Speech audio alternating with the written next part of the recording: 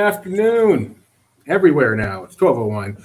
Welcome to a special edition of our live show where we are going to be doing a celebration of Mickey Mouse's birthday. Mickey Mouse is celebrating 94 years today, and that is a cause to celebrate. So we've gathered some various LPers around to talk about various things related to Mickey today. We're going to start with the Mickey Mouse short and documentary released today on Disney Plus with Alex. That'll be followed up with a really interesting look at Mickey Saves Christmas with Benji, who I know we did an interview there with one of the filmmakers. We're going to have a look at some Mickey merchandise with Becca, the one of the stars of the Barely Necessity show here on Laughing Place. And finally, we'll have Luke looking at the big Toontown announcement today that Disneyland's Toontown will be opening on March 8th and some additional details and concept art. And Luke is going to bring his expertise to that. But first up, let's get Alex in here to talk about Wonderful Autumn and the name, the show, the documentary whose name I don't have. Mickey, the Story of a Mouse. Mickey, the Story of a Mouse. This is why I put that in my document when I do this. I just thought you had. I had the chance to do it. It's my fault. I shouldn't be blaming anyone. All right, Mickey. But we're going to start with the Wonderful Autumn of Mickey Mouse, Alex. Sure. All right, go for it. It's the fourth and final short in the seasonal series. So we had winter, spring, summer. Now it's autumn. This one is actually a full 21-minute special. The previous, the first two were like 3 shorts combined together to make 21 minutes. The last one was the same story, but from different perspectives. So it sort of felt like mini shorts. But this one is a full special. Mickey inherits a house in Pumpkin Ridge, a farming community. That's Ichabod from Ichabod and Mr. Toad. Lots of fun cameos. They even have Sleepy Hollow refreshments as an Easter egg in the town. And this one's a lot of fun. It feels a little weird that it comes after Halloween because it does involve terrible pumpkins coming to life. So it feels tonally a little more Halloween. Right now, Disney Parks has switched pretty hardcore to Christmas. So this felt a little out of place with the November 18th launch. That being said, it's still a lot of fun. I encourage everybody to check it out. You can see Sleepy Hollow refreshments in that screenshot right there, actually. It's right behind Minnie and Daisy. Very cool. They got the waffles there because that's the highlight of the Sleepy Hollow is the waffles. Yep, they got waffles. They got soft serve ice cream. Cool. So that's on Disney Plus now, of course. Mm-hmm. And then also on Disney Plus now is Mickey, the Story of a Mouse. Yeah, full documentary film about the history of Mickey Mouse. When I sat down to watch this one, obviously we're all big Disney fans. I would say the first 30 minutes or so felt very much like what you expect, the story of losing Oswald, the train ride. Did Walt create Mickey Mouse? Who's to say? But where it really got interesting for me, like I didn't think I was going to learn much or anything from this documentary, but the years covering Mickey's presence during World War II. I mean, I've seen all the Disney World War II shorts. I went to the Walt Disney Archives World War II exhibit, but they get into things that I had never read or heard before. They showcase how Mickey kind of took on a life of his own, particularly in concentration camps, how they would do like Mickey Mouse clubs for the kids in Auschwitz. Like it gets very real. It also goes into some of the elements of the Disney company that I didn't think an official Disney documentary would, such as Disney suing the childcare facilities in the 90s that had hand-painted Mickeys on the wall. They feature that in the documentary as evidence of how Mickey is beyond a corporate symbol. And then the thing that I really loved about it too is I know a lot of people like to hate on the newer Disney Channel Paul Rudish shorts as being un-Mickey-like, but it really takes you through the evolution of original Mickey, then saturated Mickey because he became so beloved that he could do no wrong, and then Bob Iger's attempt to kind of restore Mickey to his original characterizations. So it was really cool. I think everyone will enjoy it, and if you are in the camp that feels turned off by those newer shorts, watching this documentary might change your mind a little bit. It's funny to think of being... Did we lose Doobie? I think we lost Doobie. Doobie, if you can hear us, you are frozen on our end. But another thing about the documentary too that I was surprised by is, Leonard Maltin on the Walt Disney Treasures, he released some of the more offensive moments of Mickey's history as like as a bonus feature with a big warning in front of it, letting you know that there's offensive stereotypes. The documentary includes some of those. Like it includes the scene where Mickey Mouse is cooking and the radiator explodes and he becomes blackface and they have discussions around it about how, like, yes, these were negative interpretations and we can look at them now and feel the way we feel about them. But it was interesting to see those included in that documentary. You were talking, can I be heard now? Yes. You were talking about the newer Mickey. I know a lot of purists don't like the newer Mickey, which is, as my wife was talking about in our earlier show, it's kind of funny because it's taking Mickey back to the way he was originally. So it's ironic that the purists have it. I understand the animation is different, but this is Mickey Mouse out of control, which is what Mickey was back in the day before he became a corporate symbol and toned it down. In the documentary, I mean, you'll see Mickey at some of his naughtiest moments, including lifting up Minnie's skirts and giving her a pat on the bloomers. Well, I always had heard it told too that Mickey sort of evolved with Walt, right? Like Walt was rambunctious and a little bit of a mischief maker, and then as he became, grew up, he matured, became suburban, kind of got, I won't say boring, but domesticated. And the film goes through that actually. It parallels. It's not a Walt documentary by any means, but it parallels Walt before World War II with Walt after World War II, particularly after the animation strike. And that's really when Mickey changes. And suddenly Donald Duck is the fun character and Mickey is kind of the straight man from that point on. I'm curious, does it talk at all about Mickey's impact in the theme parks? It includes Mickey in the theme parks. It includes Mickey as like becoming the ambassador really for the Walt Disney Company. And that's kind of his role in the theme parks is like, I'm the thing you associate with Disney. So hello, here I am. But it showcases a portion of the Bob Iger era where they did a survey, particularly for kids, of like, who is Mickey Mouse? And it was just like, oh, he's the Disney symbol. Like, he's the Disney thing. But they couldn't, like, other than Mickey's a friend, they couldn't really give you much of his personality.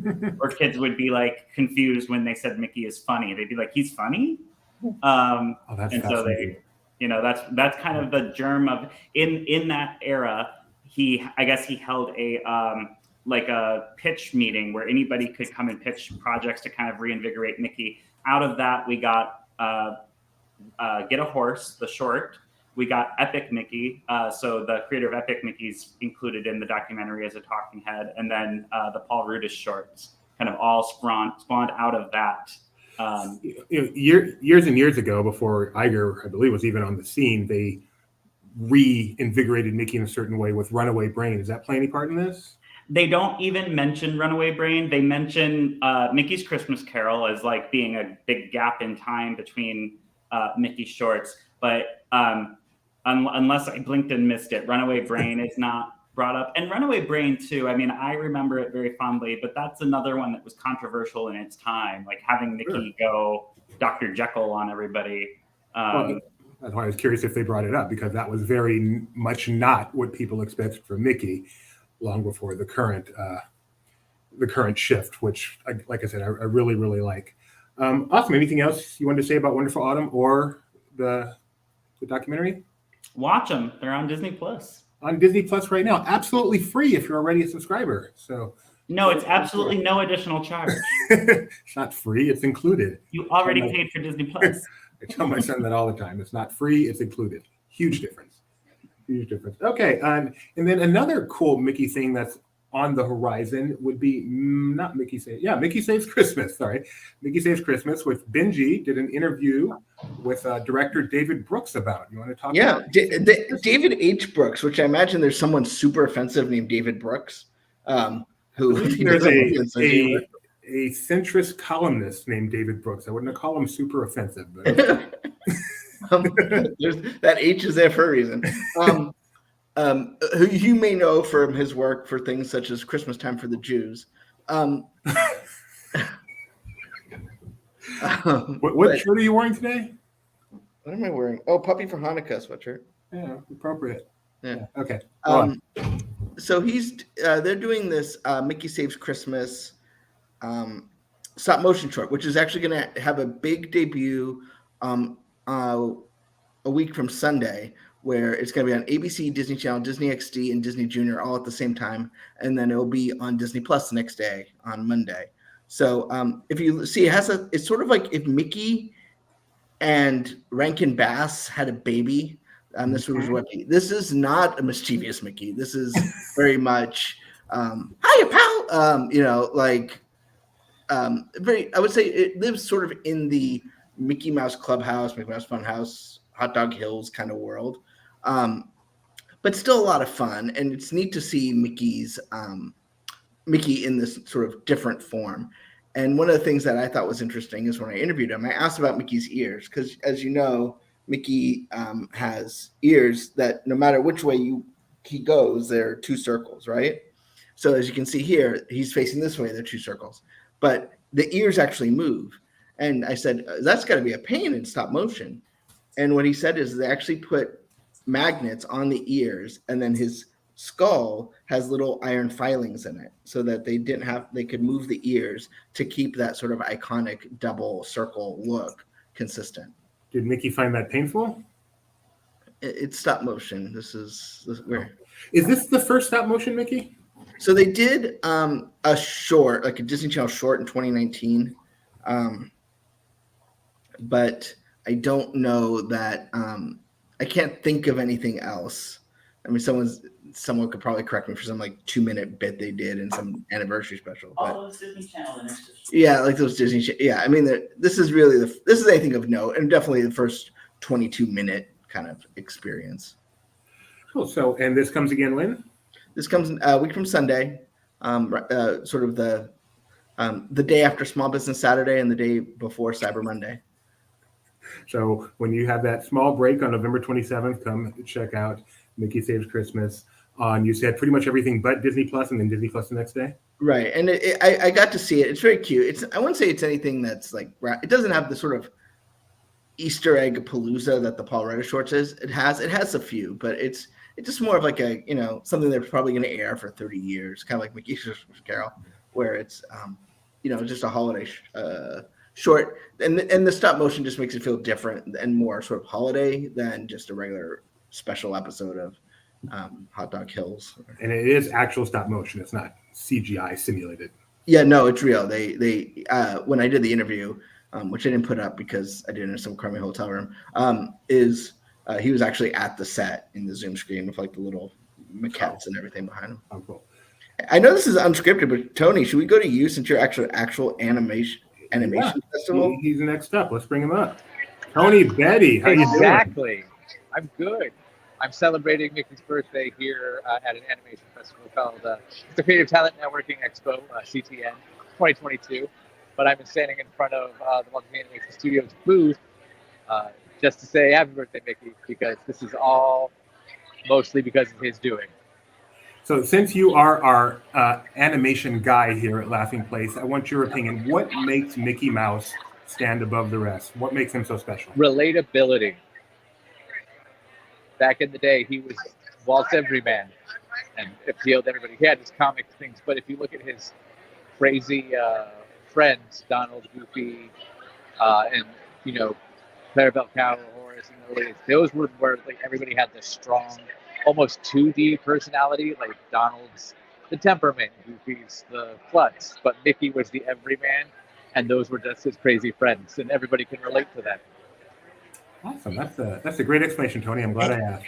Hey, Tony, can I ask you a non-Mickey question for just a second because you're there? Okay. Now, you can't review it. Okay. But you saw Strange World last night, right? I don't even know if I can acknowledge that, but yes. I think you can acknowledge that. You can give a social reaction. What did you think?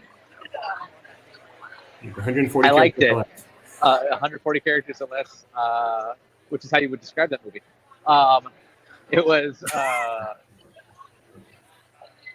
was very Atlantis vibes, and I like Atlantis a lot.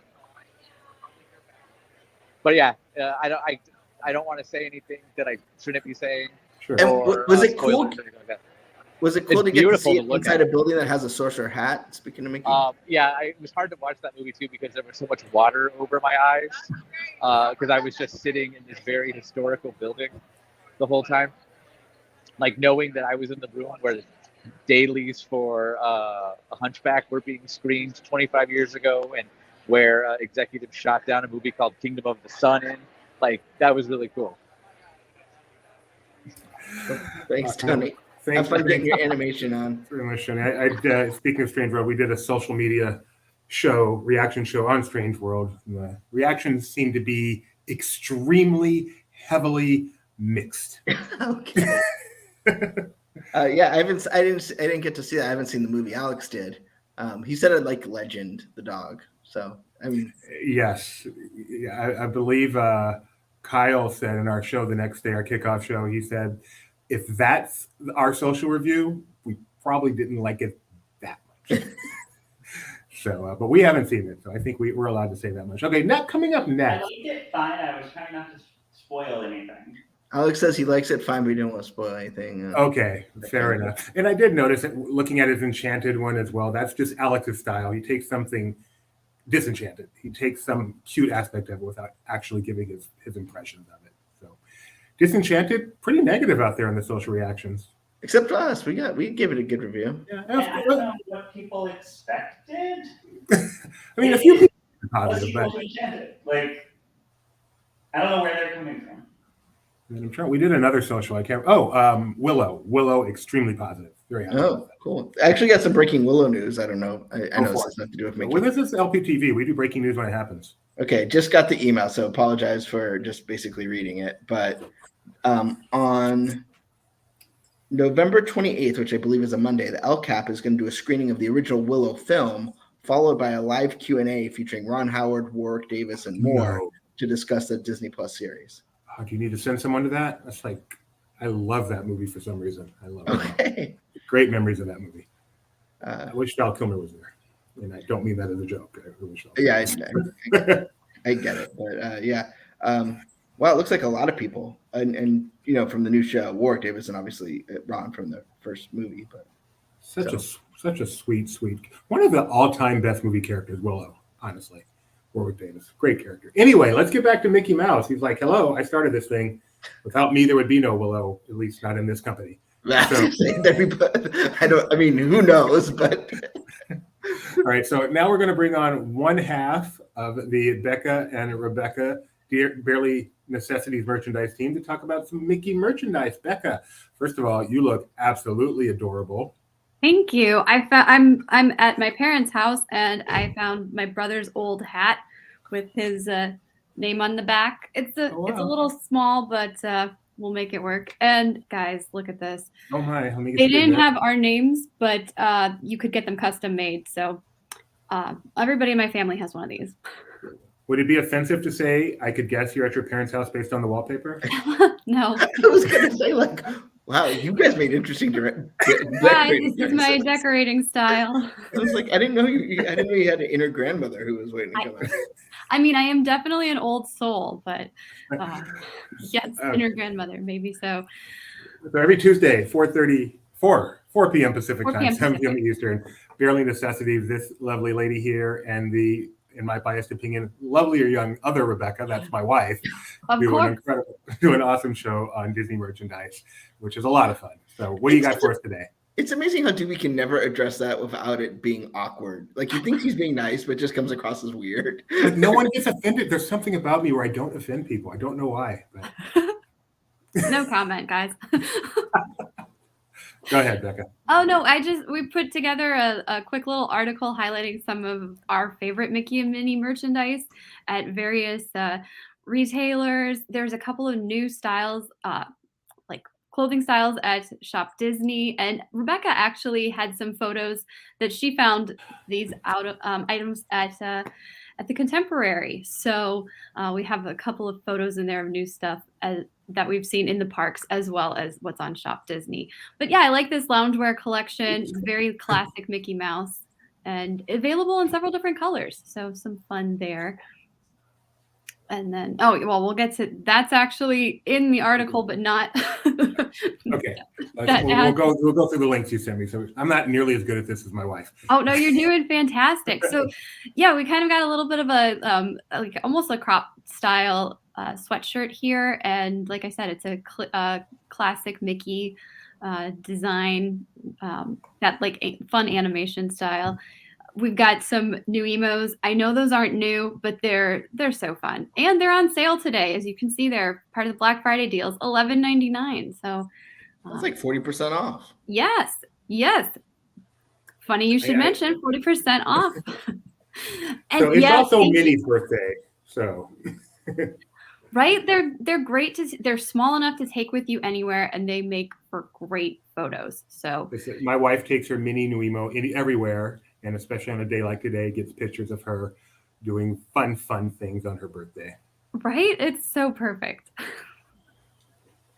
I really thought this was very pretty. So it's kind of like the Main Street clock, and then you've got Mickey and Minnie in Santa outfits, and it's a citizen clock that actually works. So it's a little expensive for an ornament at $65, but you've got a working clock on your tree. I'll take this so you know exactly what time Christmas is. I like this a lot. I would love this as just a piece, right? With a working clock, yeah. Well, what I like about it too is Citizen is the like official sponsor of the Main Street clock, yes. so it's not like it's almost like double spot. I don't know. Yeah, it would have been funny if they made it a Timex to see how Citizen reacted. Let's see, and then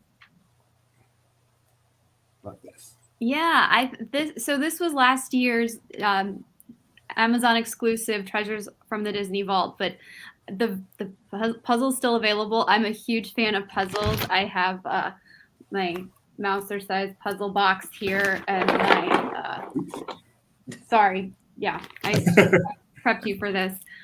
So yeah, we've got some Mickey puzzles at my parents' house here, and I think this is so cute. It's that really like old school style animation. I love that the only color is on her red shoes, looking through, on the moon, or on maybe she looking back at Earth. Is she on the moon? She's in space somewhere. Mickey's in space somewhere. I think it's just a perfect design. I think it's funny that she's looking through a telescope into space, and they didn't go with Pluto. That maybe it's just really, really far. Maybe like so she far only away. looks at planets. There you go. And I'm sorry, I'm trying to find my mouse. There we go. No, you're good. You're good. And yes, Impressions Vanity. This was something they released last year as well. But Kyle and I have these, and they're a little pricey for ring lights, but they work so well, and they have saved me many times while we're traveling and doing barely necessities. I clip this onto my little computer, and it's provided just enough light. There's 3 light levels. And yeah, Are we just gonna go by that Doobie somehow lost his mouse during our Mickey discussion stream? Not the mouse itself. I couldn't find the pointer amongst my 3 monitors here. That's a lot of monitors for sure. I know where the mouse is right here. It's pink. I can't lose it. Question on the ring light. So I don't typically use a ring light. Mm-hmm. When you have a Mickey shaped ring light, does it make a Mickey shaped light on your face, or does it still come out? So I haven't done it for photographs, but everything that I've done as far as like live streaming on video, I've not had that glare where you can see the Mickey outline. So it just provides that nice light that you need. So okay, that's a disappointment, because I was going to start using it just to get the Mickey head on me. I mean, I suppose I could put it on and try to like pose in such a way that you can see the reflection in my eye. We can maybe do that. Okay, can we make that an assignment for Tuesday's show, please? Okay. All right. Per Doobie's request. But yeah, it's a little expensive, but I like it. They're perfect for travel. They're very lightweight, and it comes with a little charging cord so you can recharge on the go on a little USB cord. Awesome. Anything else you want to share with us? What, you want to give us some Mickey memory or something before you go?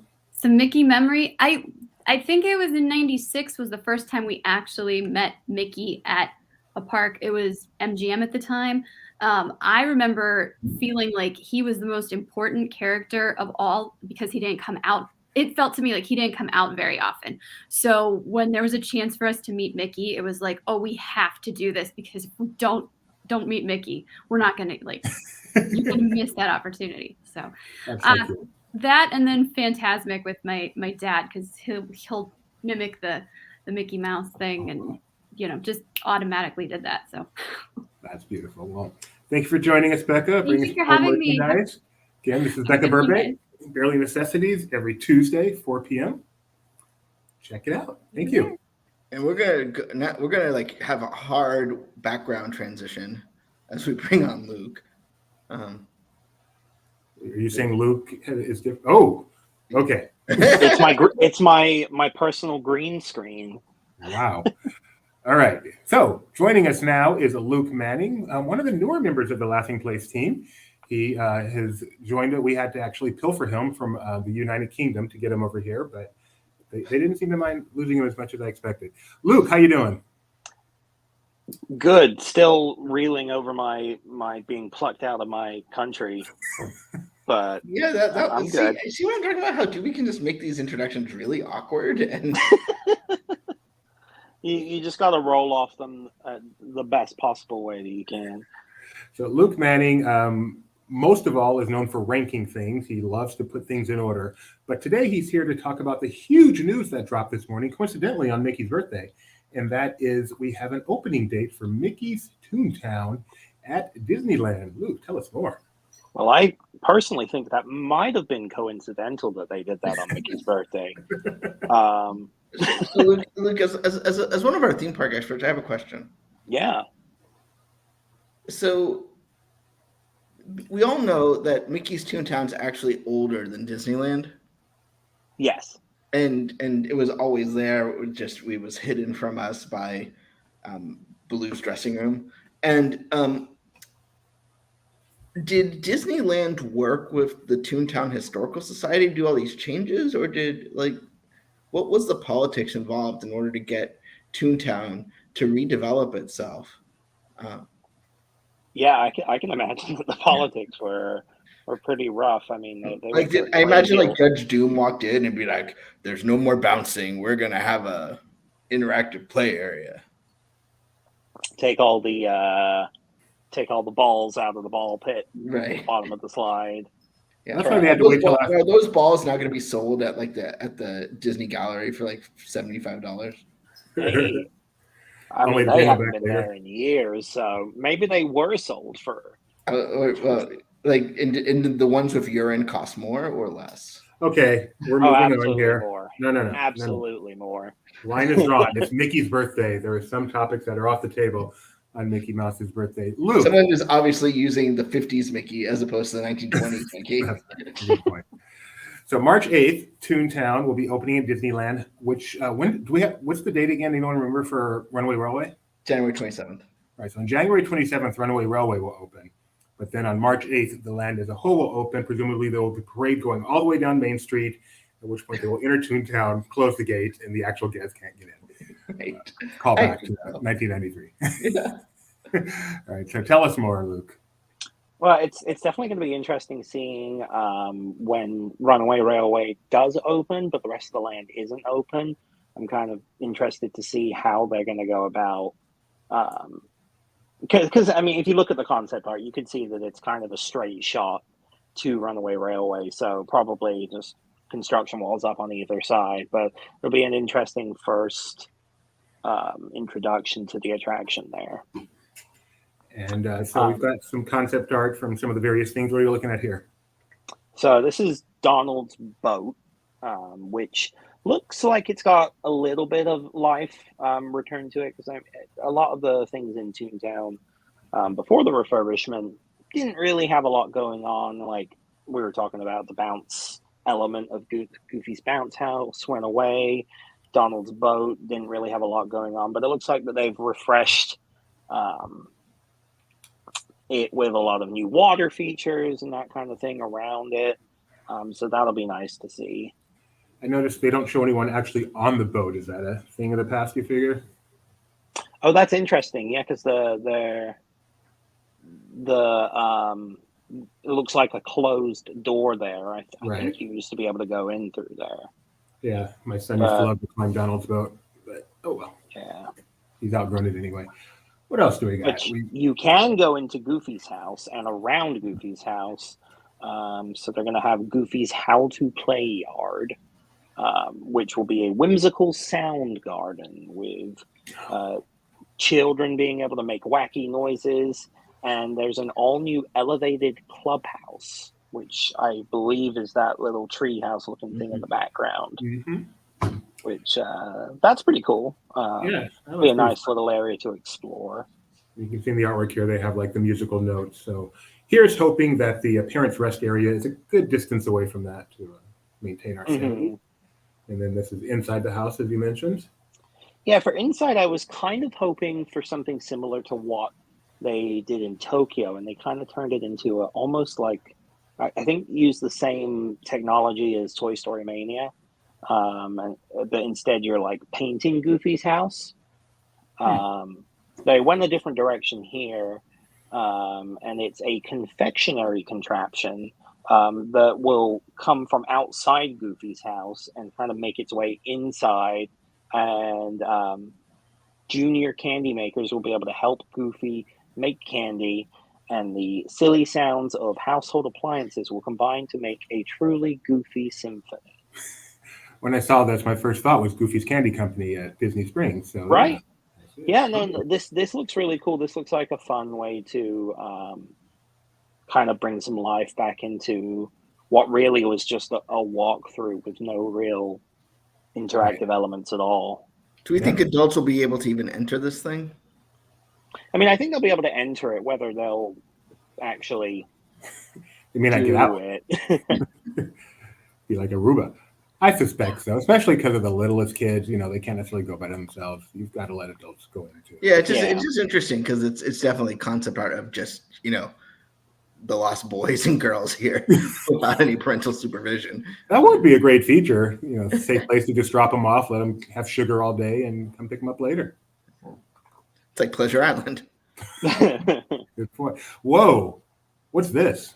This is the queue of Runaway Railway, which goes through the history of Mickey Mouse. So right here you can see Mickey's Christmas Carol, Mousercise, Mickey Mouse Disco. So it's a very different queue experience, as we've heard from the attraction at Disney's Hollywood Studios. Indeed. Which I'm excited to see, because the queue at Hollywood Studios is an enjoyable queue, but a lot of it is just reworked. And maybe not as interesting as the Great Movie Ride queue was, because you had a lot of film props and costumes to look at. No, you don't, Ethan. Ethan, no, you don't. No, you don't. What's this? Also, yeah. More queue for Mickey Minnie's Runaway Railway. Yes. Yeah. So, and then on the left there, you can see the lightning lane. This looks fun, though. I mean, do we think this is one of those kind of queues where there's like the main queue and the kids can veer off and keep themselves occupied and then join their parents, like Winnie the Pooh in Florida? I don't think it's that, because they seem to be together. I mean, the funny thing about this queue is, in reality, there'll be a queue. You know, there won't be gaps of. Well, that's why I wondered if this was like the play area aside from the main queue. Yeah, I don't know, because they in this one they do show adults kind of together playing along. Although if they do a virtual queue, it could end up being walking through kind of like this. So who knows? And we still have a lot of questions about like what admission is going to look like into the land. You know, it's funny because they talked about Toontown being the site of like relaxing respite for families that can avoid, you know, the cacophony of the rest of the park and just kind of relax. But you know, that first like week, it's still going to be nuts, and there's going to be access issues and all. Oh stuff. And I'm sure it being Disneyland, it will be like that for a significant amount of time. Here's Centennial Park, which is, speaking of relaxing areas, and I can see this being. I'm not sure we're going to have guests just chilling and having a picnic on the grass like this family is, but one would hope over time, as things kind of die down a bit, this does become just kind of a new kind of an area where you can truly relax at the theme park while your kids are playing by the fountain like these are, or in Goofy's house or whatever. It feels like this is inspired by Hubgrass. By what? the hub grass where people just like lay down in the middle of the day at the Magic Kingdom. Yeah. Similar, Which- definitely a similar sort of vibe to that. Yeah. So You can see the dreaming tree here too, which is kind of a neat touch to Walt. And if they do have virtual queue for Runaway Railway, this is a great place to wait, until your time comes up, because that's what Disney wants you to do, is laying down on the grass doing nothing, not just shopping. Well, so do you think? Is there some part of Toontown that you hope will stay that we don't know about? Like, Toontown always has Lives. like those little moments, right? That Do we know? So we know. We should mention. We know that the other major Toontown attraction, Roger Rabbit's Cartoon Spin, is staying. right, and so but it shows Chippendale Gadget Go Coaster. Yes. Gadgets Ghost. Sorry, it's now Chippendale's Gadget Coaster, which I will call Go Coaster till I die. But it's in a weird sort of thing. It was designed by Gadget, but Chippendale have, I guess, appropriated it to put their name on it for whatever reason. Because they paid for it. It's just Gadget's the construction guy. I think that's kind of a smart idea. It's weird that they it's not specifically Gadgets, but working Chip and Dale into it will bring a little bit more brand recognition without actually changing it. So I think that's a smart idea. Also, I'll point out that Toontown, which was sort of like you never felt like you really wanted to eat there, it just always felt like it was forgotten. We'll have 2 new eateries, Cafe Daisy, which will serve up diner classics, at a sidewalk table eatery, which presumably would have hot dogs because it feels weird not to have hot dogs in Toontown. And then there'll be the Toontown Farmers Market at Good Boy Grocers, a roadside stand offering grab-and-go drinks and treats. So particularly, now that there'll be more guests there because of Runaway Railway and then the reopening, refocusing on the food too. So I am not good with picturing things and knowing how construction affects things. Is this a thing of the past? I would say that the right side possibly, but the Five and Dime is definitely gone because that's where the Runaway Railway entrance will be. Right. But I could definitely see this might have been worked into Runaway Railway as well. So, because you mentioned Ben was asking stuff we'd like to see stay, and this was my son. We would go to Toontown, and just to see this, he would do the explosion thing over and over until it went, or he would watch other guests do it and just laugh his head off when it finally went, or play with the doorknob and all that stuff. So this kind of interactivity also on the other side where the fountain is, they had the places where you would stomp and make the various instruments. These are the elements that I hope survive into the next Toontown. Yeah, I don't think the fountain's going to be there. I mean, just because we saw the image earlier when they don't have, it's not musical themed anymore, but they seem like they moved that to Centennial Park, like they have the stomping stones.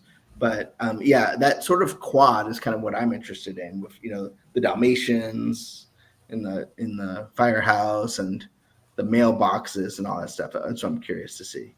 I think a lot of that area could possibly be repurposed as, even temporarily, as Runaway Railway queue space too. And then the other thing I'm hoping is we just get a surprise announcement that Mickey's Jolly Trolley is back, and we can once again ride around Toontown because I love this attraction. It's underrated attractions ever. Good question. I take it the Roger Rabbit fountain is gone too. What do you think?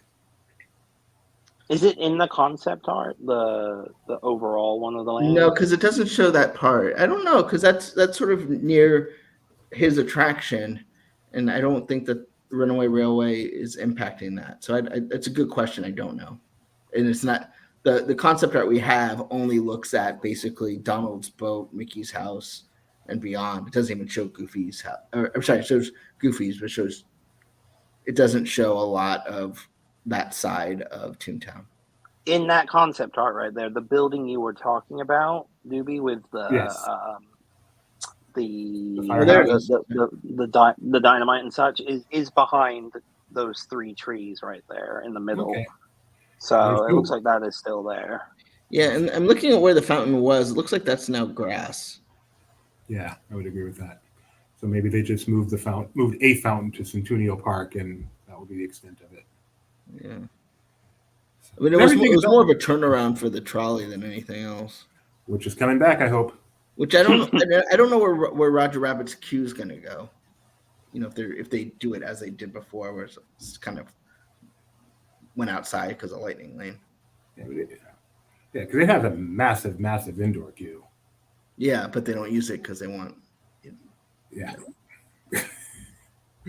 Anyway, okay, and so Toontown, March 8th. Anything else you want to say about Toontown, Luke? Or ask you a couple Other of questions? than I'm excited to see it. So, what part of Toontown would be Doctor Who's favorite? That's an interesting question. Thank you for using interesting, not dumb, but okay.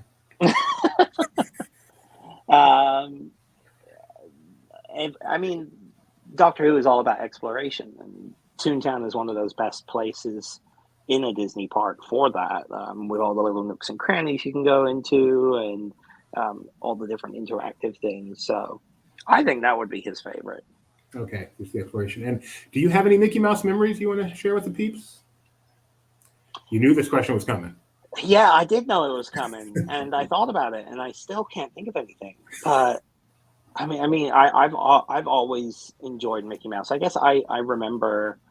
I think Alex was talking about the Walt Disney Treasure sets a little earlier, and I remember having, I think it was Mickey Mouse in Living Color Volume 2, and I just remember watching that a lot around the time I was like 10, and watching like all the bonus features and stuff like that. So that's a pretty vivid memory of Mickey for me. Leonard Maltin special. Oh yeah. Well, thanks very much, Luke. Appreciate your Of contribution course. here and everything you do for Laughing Place. You're a swell guy. Oh, I try. Take care. Take care. I didn't ask you, Ben, or Alex, if he's still around, about some Mickey memories.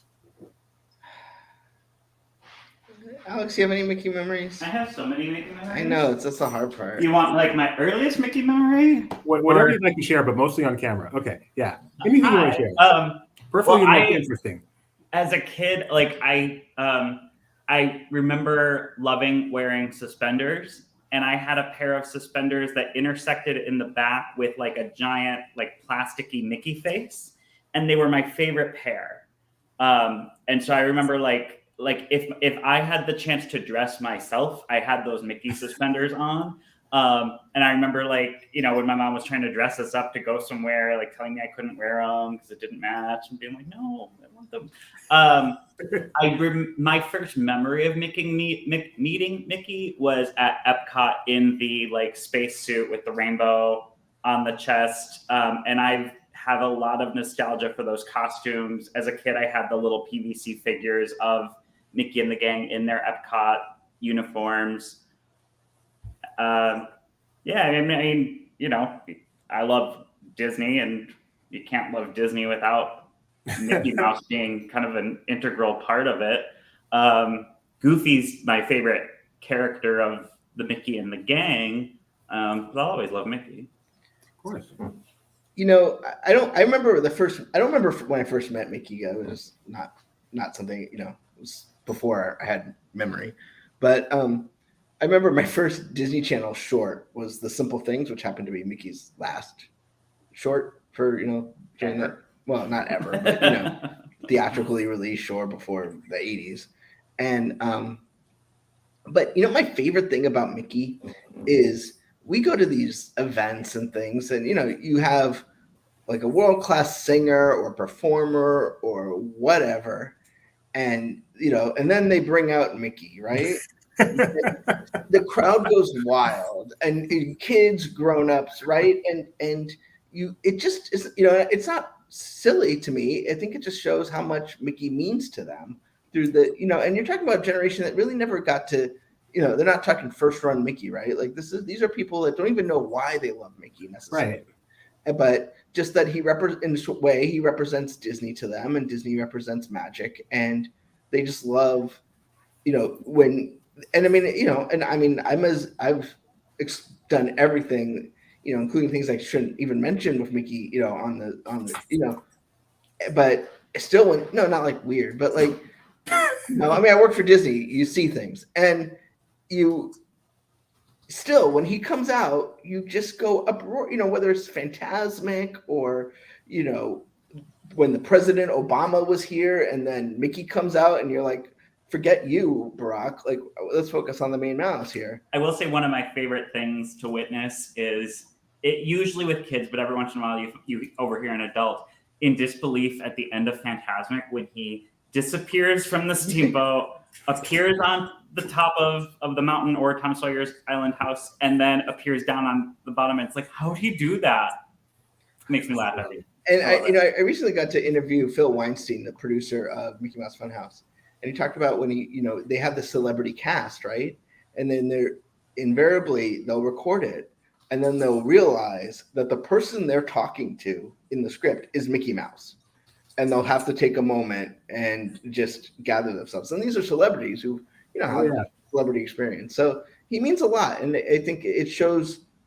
It reminds you the importance of the stories Disney tells and why, that needs to be not preserved, and that, you shouldn't be afraid to try new things, but at the same time be valued and respected and continued and embraced, and not just be mined as, there's all the jokes about how he's a corporate symbol, and he's by no doubt that, but at the same time, he's much more than that. Right. He's not, I mean, as much as I want to see Tony the Tiger, it's not the same. So as one of the few parents on this team, I'll go through my kid, and it's been fun to watch my son grow up with Mickey. Mickey Mouse Clubhouse, of course, was one of his all-time favorite TV shows. And Miska Muska Mouseketeer and doing the hot dog dance and all that was tons of fun. And then I believe this would have been the second D23 Expo in 2011, getting to meet the talking Mickey back when they were testing him out. This is one of my favorite videos of any time, any place, anywhere, is this video, which we do have on YouTube, of him meeting talking Mickey and pointing out that the Disney ship is over there and interacting with him. And, to Gideon, it's just Mickey Mouse. And that ultimately, I mean, Disney is for everyone, for sure. But when the kids wholeheartedly accept him as that is Mickey Mouse, and you get to watch that in action, that is an incredibly wonderful and beautiful thing. And thank you, Disney, Disney, Walt, Ub, and everyone else for making that happen. Finally, I wanted to thank two other people who, for a long period, made Mickey happen. We're going to close out with this one after I block this guy. And so Wayne Allwine and Russi Taylor were the voices of Mickey and Minnie for a long, long time. And they also were married in real life, which it's still such a strange thing to think about, that Mickey and Minnie were married in real life. You got to go, Brett and Kate. And unfortunately, they both passed away now. But many years ago, they appeared at NFFC convention, and they just did a song together. So we're going to close out this show by showing you Wayne Allwine and Russi Taylor singing When You Wish Upon a Star. Happy birthday, Mickey. Thank you for 94 years of fun, and we look forward to infinity more. Thank you, everyone, for joining us, and we'll see you next time. See you real soon. You Shut up. Knocking on first place. Here we go. Right there. We'll go into this.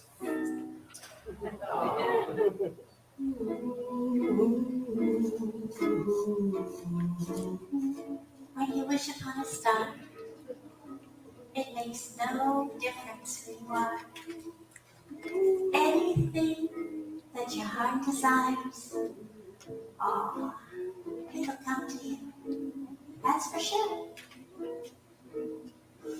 And if your heart is in your dreams, then no request could ever be too extreme. When you wish upon a star, as dreamers do,